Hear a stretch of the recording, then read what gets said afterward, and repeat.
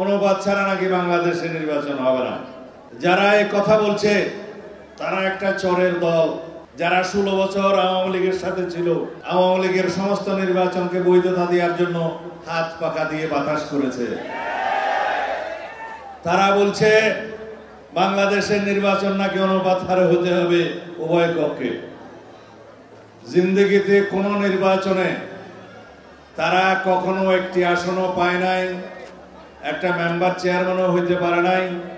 শেষ পর্যন্ত একটা সিটি কর্পোরেশনের নির্বাচনে আওয়ামী লীগের অধীনে নির্বাচনে গিয়েছে, সেই নির্বাচন আমরা বর্জন করেছিলাম। সেখানে একটা দন্ত মোবারক শহীদ হয়ে গিয়েছে। আমরা সবাই আমাদের সকলের দাঁত হেফাজত করুক, আমিন।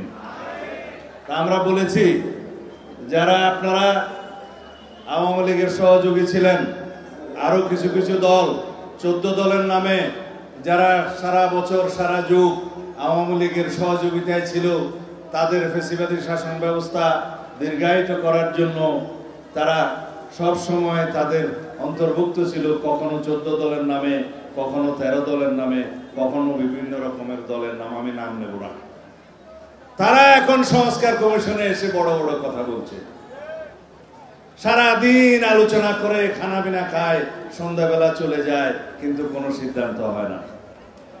এইভাবে আমি বলেছিলাম যদি সংস্কারের আলোচনা চলতে থাকে, কবে সংস্কার একত্রিত করে সনদ সই হবে সেটা আমরা এখনো দেখতে পাচ্ছি না।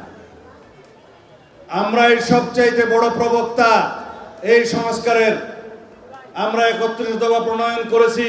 এই সরকার দায়িত্ব নেওয়ারও আরো 1-1.5 বছর আগে আমাদের নেতা জনাব তারেক রহমান জনসভার মধ্য দিয়ে সেই 31 দফা জাতির সামনে উপস্থাপন করেছেন।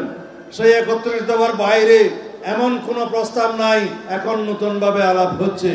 তবে আমরা এই সংস্কার প্রস্তাবগুলোর একদম বিস্তারিত পরিকল্পনা প্রণয়নের কাজে আছি।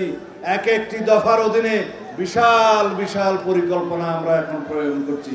স্বাস্থ্য খাত, শিক্ষা খাত, আদালতের বিষয়, বিভিন্ন দারিদ্র বিমোচনের বিষয় এবং বিভিন্নভাবে সুশাসন প্রতিষ্ঠার জন্য সরকারের দেশের বিভিন্ন সেক্টরে আমরা সেই পরিকল্পনা প্রণয়নের কাজে ব্যস্ত আছি।